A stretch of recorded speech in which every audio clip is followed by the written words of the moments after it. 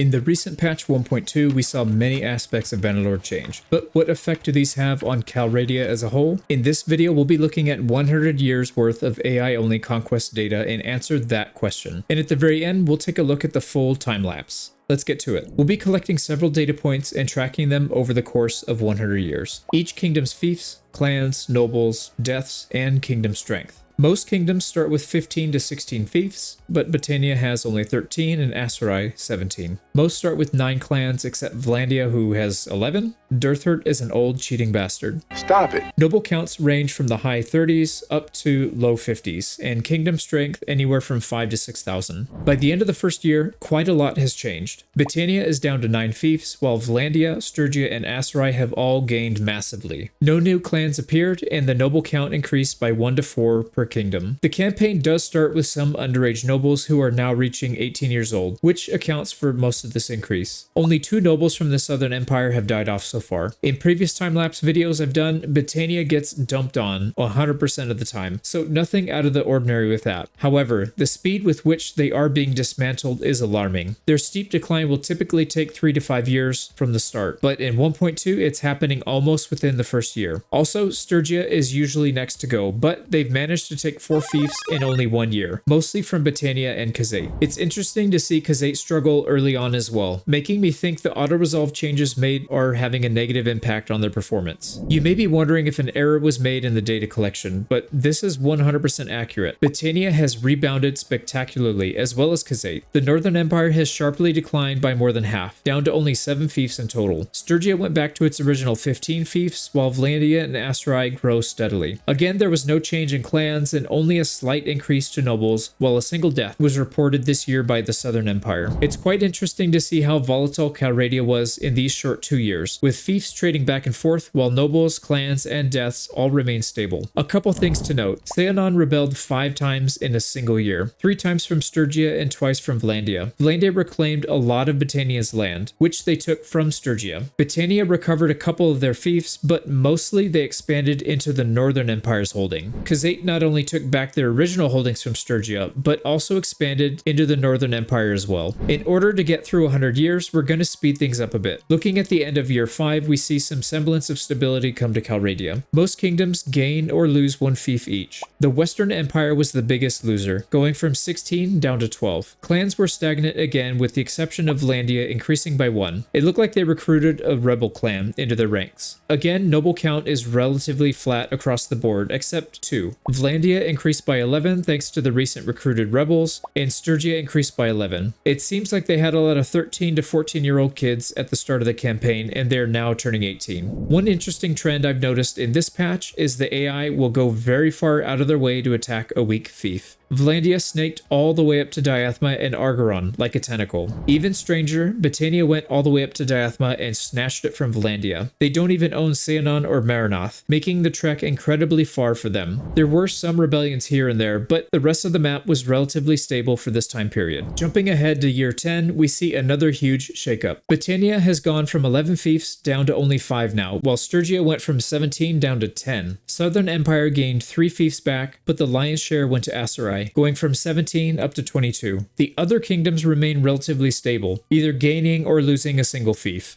The clan number is finally starting to move up a bit. The Northern Empire, Vlandia, and Sturgia all recruited a noble clan into their ranks. Britannia lost a clan, weakening them even further. Deaths skyrocketed up by 19 this year, mostly due to old age. However, the total number of nobles increased, meaning births and rebel clan creations outpaced deaths by a good margin. A couple interesting things to point out before we move on. Vlandia ended up losing territory this time period, but they did a much better job consolidating the land that they did take, opting for closer conquests, making it easier for them to defend. At one point, Britannia fought back and created a kingdom in the shape of a line, going from Pencannock all the way to Diathma. But as we all know from strategy school, lines are much harder to defend than squares or circles.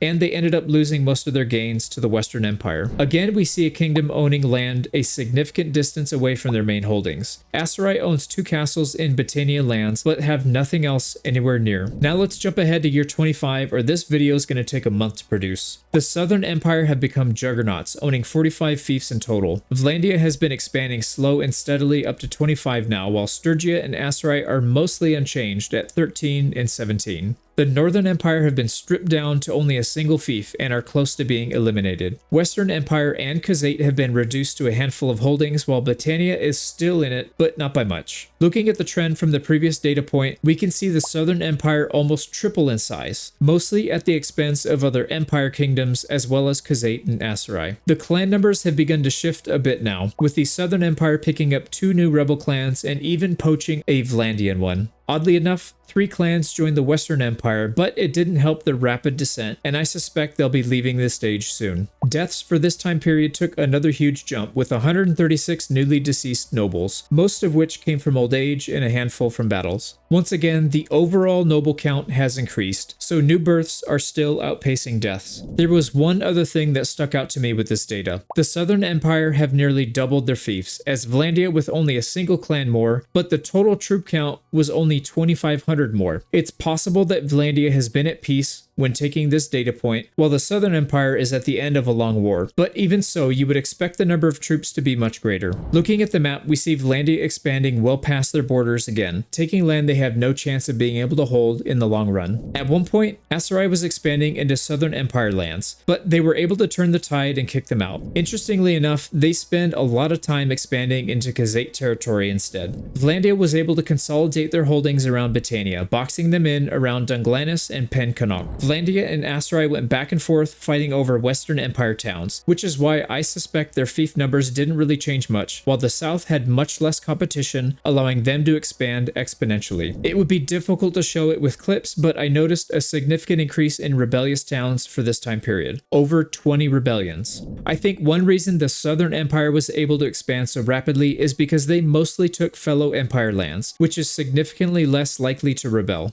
The AI is still terrible at passing good policies to prevent rebellions, so it will be interesting to see how the non-Empire kingdoms fare next. We collected data every 25 years up to 100 years in total, but let's cover year 25 through 100 together in one section. Aside from a few kingdoms dying off, which is no surprise when you look at the previous 25-year data, the world was relatively stable. The Southern Empire increased to 56 in year 50, then fell off to 31 by the end. The Northern Empire died off in 1121, Battania followed suit 2 years later. The Khazate held on for about 15 more years, but they were eliminated, and finally the Western Empire, less than 20 years after the Khazates. Vlandia mostly went back and forth from 25 to 30 fiefs, ending with 30 in total. One of the biggest surprises, Sturgia not only survived until the end, but came out on top with 37 fiefs. And finally, the Aserai ended not far off from where they began, going from 17 to 21 fiefs in 100 years. I found it interesting to see the total clan numbers increase even after 4 kingdoms had been eliminated, meaning most or all of them found new lieges to fight for, and new clans were created, mostly through rebellions. The total number of nobles alive continued to increase while the deaths were mostly flat, going from a peak at year 50 of 544 in a 25-year period down to around 350 for the next 2 sets of 25 years each. Let's go over a couple of the most important observations for this 75-year stretch. At one point, Vlandia lost all of its expansion and even some of its original territory, but eventually battled its way back. It's great to see Vlandia struggling for once. The Southern Empire looked unstoppable at certain points, owning the entire east half of the map. For about 20 years, the Khazate lived inside this bubble of Southern Empire with a single town, neither side declaring war on each other. Around the same time, this seemed to be the territorial maximum for the Southern Empire, stretching all the way to Battanian lands. However, both Vlandia and Sturgia went on the rampage against the south, gobbling up most of their previous conquests. Not long after, Aserai stepped in to take most of these recent conquests, only to lose lose it all back to Sturgio once again. Here is what the final map looked like, and this is one issue with only looking at the data from specific points in time. The snapshots don't really tell you the full story. Land was passed back and forth continuously, with one or two kingdoms grouping up to smash another, only to be smashed and turned by somebody else, who also got smashed by another, and so on. One thing is for certain, there was no stagnation in this campaign.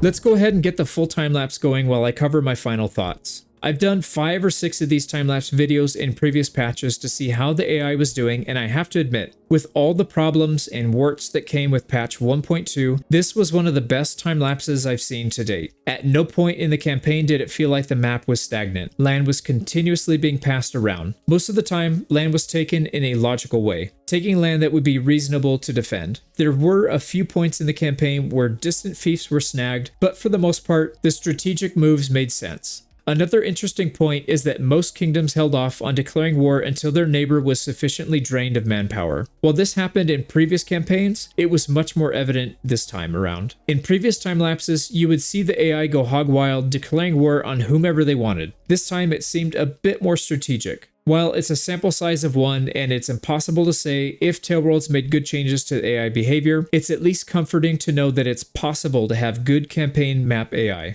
And the final point, it was nice to see certain factions rise in power only to be checked by 2 or 3 other kingdoms and reduced in size, but not eliminated. I recall the first couple of time lapses I did, one faction would generally snowball and take the whole map in a couple decades. In other time lapses, you would see little to no conquest taking place in 100 years, making for an incredibly stale and boring campaign. This time felt much more dynamic and interesting to watch. Rebellions were still a problem with dozens popping up each decade, but it's possible TaleWorlds is using this as a check to slow rapid expansion. The main reason I wanted to run this test is because when I was testing patch 1.2, I noticed the AI being much more cohesive and coordinated right from the start of the game, with massive 1,500-man armies marching around on day 1. They definitely changed something with the AI, and whatever it was, seemed to be a great change. That's all I've got for you this time. Thank you for watching, and a huge shout out to Flasson19 for collaborating on this one, and to all the YouTube members and Patreon supporters who help keep the channel afloat. Enjoy the rest of the time lapse, and we'll see you on the next one.